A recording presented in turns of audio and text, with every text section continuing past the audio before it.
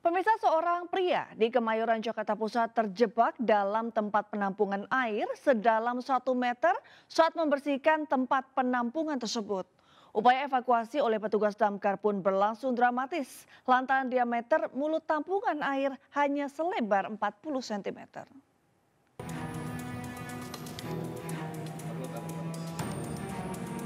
Petugas Sudin Penanggulangan Kebakaran dan Penyelamatan mengevakuasi seorang pria yang terjebak di dalam tempat penampungan air sebuah rumah di Jalan Taruna 5, Kemayoran, Jakarta Pusat.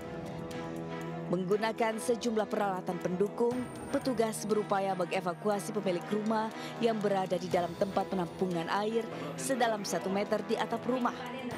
Kejadian bermula saat korban yang merupakan pemilik rumah tengah membersihkan tempat penampungan air miliknya dari kotoran dan lumut yang menempel. Agar memudahkan saat membersihkan bagian dalam, korban kemudian masuk ke dalam tampungan air yang terbuat dari material bata dan semen. Namun usai membersihkan bagian dalam, korban yang memiliki bobot tubuh cukup gemuk ternyata tak mampu keluar melewati mulut tampungan air yang memiliki diameter hanya 40 cm. Setelah berteriak meminta pertolongan, sang anak kemudian meminta bantuan petugas damkar agar bisa mengevakuasi korban. Dengan jumlah personil 4 orang, tanpa peralatan yang memang dibutuhkan, kami hanya sebatas menggunakan manual top, gitu loh, manual saja, dengan mengangkat tubuh korban dari tempat tandon air tersebut. Meski sempat mengalami sejumlah kesulitan, namun 4 personel damkar yang diterjunkan akhirnya berhasil mengevakuasi korban dari dalam tempat penampungan air dengan memakan waktu selama 1 jam. Korban berhasil diselamatkan dengan kondisi tanpa luka sedikit pun. Dari Jakarta Pusat, Ranistan Sanjaya Anyus melaporkan. Aksi komplotan pembobol minimarket berhasil dipergoki saat hendak beraksi. Pelaku yang sudah berhasil masuk melewati atap dan dipergoki warga sempat melakukan perlawanan dengan menembakkan senjata airsoft gun. Meski 3 pelaku melarikan diri, 1 pelaku berhasil ditangkap dan dikeroyok oleh warga.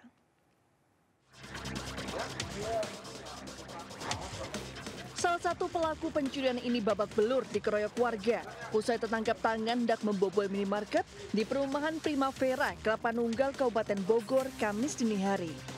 Sebelumnya kawanan maling itu beraksi dengan memanjat tembok belakang minimarket dan menjebol atap minimarket. Berupaya membobol atap, salah satu pelaku terjatuh hingga plafon minimarket jebol dan mengundang perhatian warga setempat berdatangan ke lokasi. Warga pun langsung menangkap salah satu pelaku, sementara 3 lainnya melarikan diri. Dalam kejadian itu, salah satu warga mengalami luka tembak di bagian lengan akibat senjata airsoft gun yang dibawa salah satu pelaku. Teriak dari sana, paling gitu. Saya keluar, pas saya mau keluar, itu berhadapan dengan dia, dengan si pelaku paling itu. Pas banget. Iya, lalu menodongkan senjata. Jam berapa itu, sekitar jam berapa? Jam 4. Pas jam 4? Iya. Pelaku berapa orang Pak yang menodongkan itu? 1 orang. 1 orang. Pas kata dia, mundur, saya mundur. Tapi ditembakin. Sempat ketahuan warga karena jatuh dari plafon bunyi, jadi warga pada datang. Yang satu yang di luar yang perannya sebagai pengintai diamankan oleh warga, yang 3 di dalam melarikan diri. 1 pelaku beserta barang bukti kini telah diamankan ke Polsek Kelapa Nunggal guna pemeriksaan dan penyelidikan lebih lanjut. Dari Kabupaten Bogor, Cayat Supriyatna, iNews melaporkan. Seorang oknum ASN Kabupaten Kebumen kedapatan menjual miras di rumahnya. Bahkan oknum ASN tersebut menyimpan miras di sebuah tempat penyimpanan yang dibuat secara khusus di rumahnya untuk mengelabui petugas.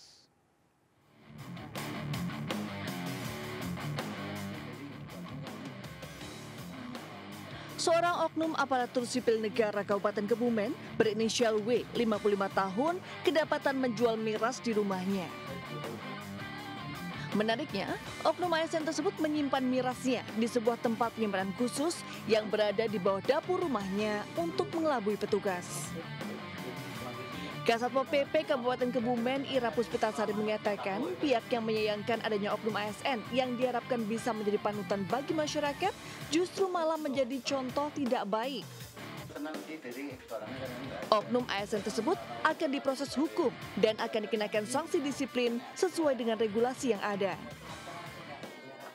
Siapapun yang berjualan minuman beralkohol di Kabupaten Kebumen tentu saja akan kita tertibkan apapun profesinya, apalagi apabila itu menyangkut ASN yang kita punya kode etik sendiri, kita punya kewajiban dan larangan tersendiri. Itu pasti merupakan istilahnya kita malah prioritas untuk penegakannya. Jangan sampai kita yang diharapkan menjadi panutan di masyarakat malah menjadi contoh yang tidak baik bagi masyarakat, dan itu juga mencemarkan nama baik dari institusi maupun Pemkab pada umumnya. Dari razia yang dilakukan di 3 titik kecamatan, yaitu Kecamatan Petanahan, Puring, dan Kuarasan, Satpol PP Kebumen berhasil mengamankan lebih dari 400 botol minuman beralkohol berbagai merek dan puluhan jerigen berisi miras oplosan. Dari Kebumen, Jawa Tengah, Johartoyo, iNews melaporkan. Diduga akibat lupa mematikan kompor saat memasak, 2 buah bangunan ruko hangus terbakar di kawasan Jalan Dago, Kota Bandung. 11 unit kendaraan pemadam diterjunkan untuk menjinakkan api.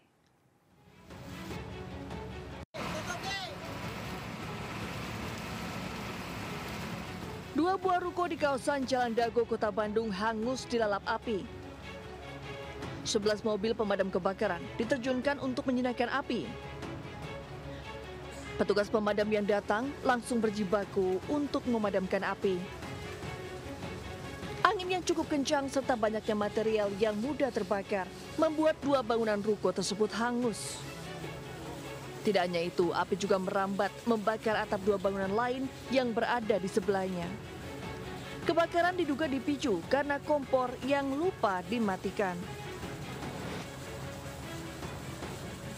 Ini kalau pasar ke belakang, ini depannya, depan pasar toko, ruko. Ini api berasal dari mana, Pak? Ini masih dalam penyelidikan, ya, jadi belum ada. Ada kendala nggak sih, Pak, saat pemadaman? Alhamdulillah berhubungan ini karena di jalan raya, jadi kita aksesnya cepat dan kami tadi menerima berita jam 15.26 dan selama 4 menit kami dari Petara yang duluan selama 4 menit kita udah nyampe di sini. Tapi berkorban pukul berapa, Pak? 15 kami lapor 15.26 mungkin 15.20 kali ya. Tidak ada korban jiwa atas kebakaran ini, namun kerugian ditaksir hingga puluhan juta rupiah. Dari Bandung, Jawa Barat, Ervan David, iNews melaporkan. Tim kuasa hukum Saka Tatal menyebut jaksa selaku termohon hanya berpatokan pada putusan akhir dalam lanjutan sidang PK Saka Tatal pada hari Jumat. Pihak kuasa hukum juga menyayangkan sikap jaksa yang tidak melakukan eksaminasi.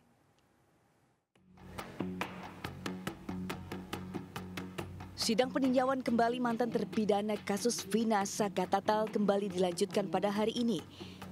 Hari ini sidang beragendakan pembacaan tanggapan dari pihak jaksa selaku termohon atas memori PK yang diajukan Saka Tatal. Dalam tanggapannya, jaksa menolak seluruh memori PK yang diajukan Saka Tatal. Menurut jaksa, seluruh novum atau bukti baru yang diajukan oleh pihak pemohon bukanlah bukti yang baru. Usai persidangan, tim kuasa hukum Tatal menyebut dalam jawabannya, jaksa selalu berpatokan pada putusan akhir. Kuasa hukum Saka Tatal Farhata Abbas pun menyayangkan terhadap jaksa yang tidak melakukan eksaminasi. Udah kita duga bahwa walaupun kondisi sudah seperti ini ya, adanya kejanggalan kita nampak, jaksa tidak melakukan perubahan apalagi melakukan eksaminasi. Selalu berpatokan putusan akhir. Dia tidak melihat apa yang terjadi saat ini dengan dicabutnya DD dan Liga Akbar ya. Jadi tidak ada perubahan eksaminasi atau apapun yang terjadi di sini. Tidak ada niat untuk perbaikan. Nah, termasuk foto-foto. Sidang peninjauan kembali Saka Tatal akan kembali dilanjutkan pada Selasa 30 Juli 2024 pukul 10 pagi. Dalam sidang selanjutnya, beragendakan pembuktian dengan menghadirkan 5 orang saksi fakta dari pihak pemohon. Dari Cirebon, Jawa Barat, Faisal Seto Wildan, iNews melaporkan. Tiga hakim yang memvonis bebas terdakwa pembunuhan Gregorius Ronald Tanur mendatangi kantor Pengadilan Tinggi Jawa Timur. Hakim ketua dan hakim anggota Pengadilan Negeri Surabaya itu enggan berkomentar lebih jauh perihal kedatangannya.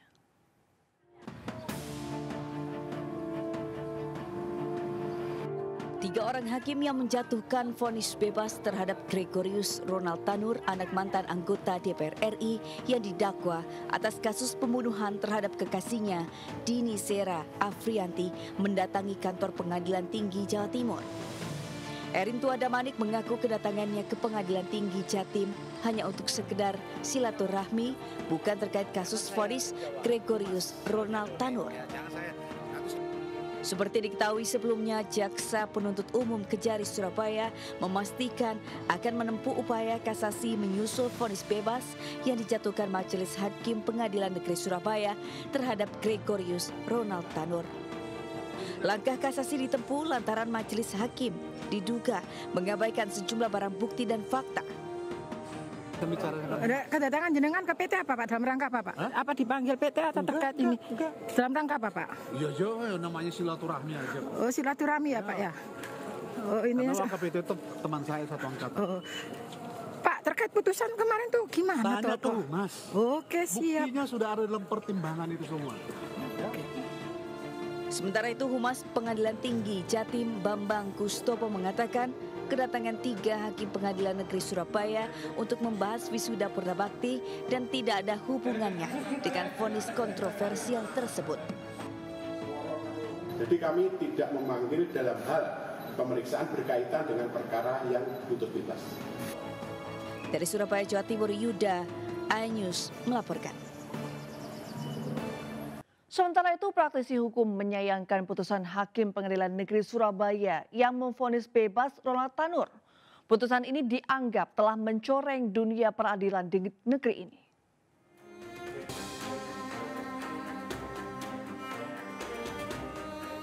Praktisi hukum Abdul Malik menyayangkan putusan Hakim Pengadilan Negeri Surabaya, Jawa Timur. Pasalnya, vonis bebas dari Ronald Tanur, anak dari Edward Tanur, ex-DPR RI, dari dakwaan pembunuhan yang ancaman hukumannya 12 tahun, dianggap telah mencoreng dunia peradilan negeri ini. Hakim ini perlu kiranya Mahkamah Agung menindaklanjuti. Ini tidak benar hakim ini, ya, bagaimanapun juga, ini anak ini ada bekas ban ketelindes ya, dan jaksa sudah mengatakan P21, polisi sudah melakukan upaya reka ulang TKP kan itu kan. Hakim ini hanya duduk-duduk aja ya. Kita bukan orang-orang bodoh ya. Saya orang politisi juga. Ya ini saya pastikan ini ada permainan dan KAI harus mengambil tindakan. Dirinya menduga putusan hakim mengandung unsur suap. Malik mendesak agar Mahkamah Agung, Komisi Yudisial dan KPK harus turun tangan dalam kasus ini. Karena putusan Hakim Pengadilan Negeri Surabaya membuat rakyat kecewa dan telah mencoreng lembaga peradilan. Dari Surabaya, Nur Syafi'i, iNews melaporkan. Pemirsa, Menteri Kelautan dan Perikanan Sakti Wahyu Trenggono memenuhi panggilan KPK sebagai saksi dalam kasus dugaan korupsi pengadaan dan jasa. Sementara jubir KPK Tessa Mardika enggan merinci hasil pemeriksaan Menteri KKP yang berlangsung selama 2,5 jam.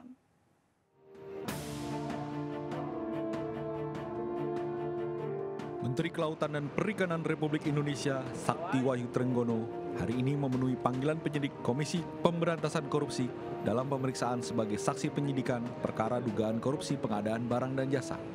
Dalam pemeriksaan sebagai saksi, Trenggono diperiksa dalam kapasitasnya sebagai pengurus dan pemegang saham PT Teknologi Riset Global Investama. Trenggono selesai diperiksa oleh KPK sebagai saksi dan meninggalkan gedung KPK setelah pemeriksaan selama kurang lebih 2,5 jam. Jadi sebagai warga negara yang baik tentu saya harus membantu KPK ya. Saya membantu, ini saya dikasih makan nih. Saya membantu KPK. Artinya yang saya ketahui terhadap peristiwa itu kan terjadi di 2018 ya, 2017-2018. Yang saya tahu saya sampaikan, yang saya tidak tahu ya saya tidak sampaikan. Sementara Tessa Mahardika selaku jubir KPK mengatakan penyidik mencecar Trenggono terkait kapasitasnya saat menjabat komisaris di salah satu perusahaan. berbicara aliran dana, kita akan mendalami ya. Penyidik pasti akan mendalami, baik itu penerimaan yang sah, yang bersangkutan, jumlahnya dari mana, terus digunakan untuk apa, itu tentunya nanti akan didalami oleh penyidik. Tapi sampai sekarang saya belum dapat update-nya. Nanti kita tunggu karena ini baru dimintai keterangan hari ini. Jadi kalau ada pemeriksaan selanjutnya, bila ada, nanti kita cek lagi. Namun Tessa Mardika enggan merinci total aliran dana yang dimaksud sebab khawatir merusak proses penyelidikan yang sedang berlangsung. Dari Jakarta, tim liputan iNews melaporkan. Masa menggelar aksi memperingati peristiwa kerusuhan 27 Juli 1996 atau yang dikenal dengan Kuda Tuli di depan kantor Komnas HAM Menteng, Jakarta Pusat. Masa menuntut peristiwa yang mengakibatkan 5 orang tewas, ratusan orang terluka, dan puluhan lainnya hilang itu diusut tuntas. Menduduki dan menempatkan posisi masing-masing. Berhubungan, mari semua. Masa menggelar aksi Kuda Tuli di depan kantor Komnas HAM Menteng, Jakarta Pusat Jumat siang. Masa mendesak peristiwa 27 Juli 1996 itu dimasukkan sebagai pelanggaran HAM berat. Masa yang membawa sejumlah atribut terus berorasi menyuarakan tuntutannya. Mereka juga membawa poster bergambar orang-orang hilang dan tidak jelas pengusutannya seperti Wiji Tukul, Syuyat, Herman Hendrawan, dan Petrus Bima Anugrah. Adapun peristiwa Kuda Tuli adalah perebutan kantor DPP PDI Perjuangan yang mengakibatkan 5 orang tewas, ratusan lainnya terluka dan 23 orang dinyatakan hilang. Kami dengan peristiwa itu tidak ada dendam, tidak. Ini bukan persoalan masalah dendam, tidak. Tapi kami tidak akan pernah lupa. Dan kami tidak ingin kebrutalan rezim Orde Baru yang membungkam ya sistem demokrasi, yang membunuh nilai-nilai demokrasi, yang mengintervensi kedaulatan partai, ya itu kami khawatir. Akibat aksi ini, Jalan Latu Harhari, Menteng, Jakarta Pusat ditutup sementara. Tim Liputan iNews melaporkan. Pemirsa, Kementerian Pariwisata dan Ekonomi Kreatif terus mendorong pengembangan wisata kebugaran di Indonesia. Salah satunya melalui kegiatan Sound Healing yang digelar di Gedung Sabta Pesona, Jakarta.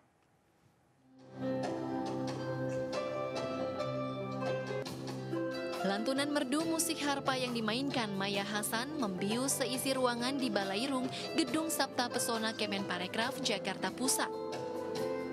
Suara yang dihasilkan dari petikan senar harpa memberikan ketenangan bagi yang mendengarkan. Musik harpa menjadi salah satu sound healing untuk membantu seseorang yang mengalami gangguan kecemasan atau depresi. Jadi buat saya ini nambah produk wisata dan juga bagian daripada kita memberikan layanan pariwisata kepada market yang semakin beragam. Dan Gen Z ini sangat nangkep isu mengenai lingkungan, isu mengenai mental health, dan music itu sebagai bagian daripada ekosistem secara keseluruhan. Sound Healing menjadi salah satu prospek wisata kebugaran yang tengah digenjot oleh Kemenparekraf sebagai destinasi wellness tourism yang berdaya saing global. Dari Jakarta, Fakih Satrio, iNews melaporkan. Pemirsa, MNC Peduli bersama Miss Indonesia 2024, Monica Kezia Sembiring, menghadirkan keceriaan Taman Baca Sanggar Seni Trotoar di Tanah Merah, Tugu Selatan, Jakarta Utara. Memperingati Hari Anak Nasional, selain bantuan fasilitas prasarana sanggar, anak-anak juga diberikan bantuan peralatan belajar dalam program Generasi Cerdas Anak Bangsa. Kehadiran Miss Indonesia 2024 Monica Kezia Sembiring disambut gembira oleh anak-anak Taman Baca Sanggar Seni Trotoar di Tanah Merah, Tugu Selatan, Koja, Jakarta Utara. Monica memberikan kejutan dengan hadir memberikan motivasi dan edukasi kepada anak-anak sanggar yang berasal dari keluarga prasejahtera ini. Memperingati Hari Anak Nasional, Miss Indonesia 2024 bersama MNC Peduli melalui program Generasi Cerdas Anak Bangsa juga memberikan bantuan peralatan belajar kepada anak-anak yang juga mendapat dukungan dari donatur. Mendukung salah satu program kerja MNC Peduli yaitu Generasi Cerdas Anak Bangsa, di mana MNC Peduli itu mendonasikan, memberikan beberapa fasilitas tambahan ke sanggar ini seperti rak buku yang ada di belakang saya, beberapa buku-bukunya juga, ada meja, ada mural, ada juga kursi dan banyak lainnya. Mengucap syukur alhamdulillah ketika sanggar kita yang biasa-biasa aja yang akhirnya kita bisa dibantu ya oleh MNC Peduli lewat program Generasi Cerdas Anak Bangsa. Sangat terbantu sekali karena buat saya kebetulan kita juga punya program yang namanya program Gemar Membaca.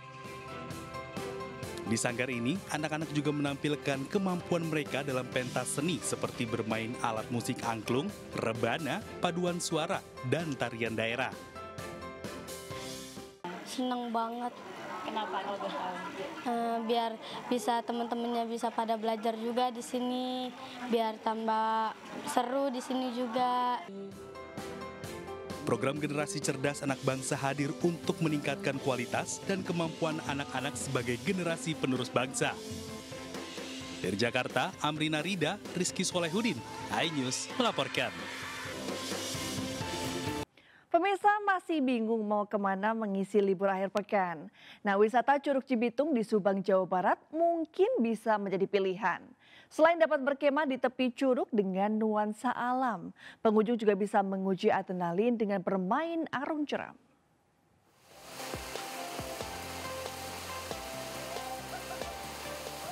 Wah, serunya! Meski perahu karet yang digunakan untuk menyusuri sungai terbalik, namun mbaknya malah tertawa lepas. Namanya juga arung jeram, insiden-insiden kecil seperti ini malah jadi bumbu yang mengasyikkan untuk memicu adrenalin. Usai mengembalikan perahu, mbaknya pun kembali melanjutkan petualangannya menyusur sungai di lokasi wisata Curug dan Mata Air Cibitung yang ada di Desa Cibesi, Ciater, Subang, Jawa Barat. Soal keamanan tak perlu khawatir, bahkan bagi pemula maupun anak-anak. Ini karena pihak pengelola menyiapkan pemandu yang disiagakan di sejumlah titik dan peserta wajib menggunakan jaket serta helm pelindung. Selain arung jeram, di sini juga tersedia camping ground, pemandangan curug atau air terjun yang berada tepat di depan tenda, serta suara gemercik air yang diyakini bisa menenangkan hati, membuat tempat ini layak menjadi pilihan untuk menghabiskan libur panjang akhir pekan. Seru, lintasannya cocok banget buat pemula, buat anak-anak juga cocok. Tadi kan sempat terbalik juga ya? Iya. Gimana? Untuk bisa camping di sini, pengunjung hanya perlu mengeluarkan kocek Rp35.000 per orangnya dan Rp85.000 untuk bermain arung jeram. Dari Subang, Jawa Barat, Yudi Heriawan Juanda, iNews melaporkan. Nah, kalau yang satu ini kami akan mengajak Anda jalan-jalan menikmati pesona keindahan senja di Pantai Bambang di Lumajang, Jawa Timur. Indahnya gradasi langit berwarna jingga diiringi suara deburan ombak pantai selatan Jawa pasti membuat Anda terpesona.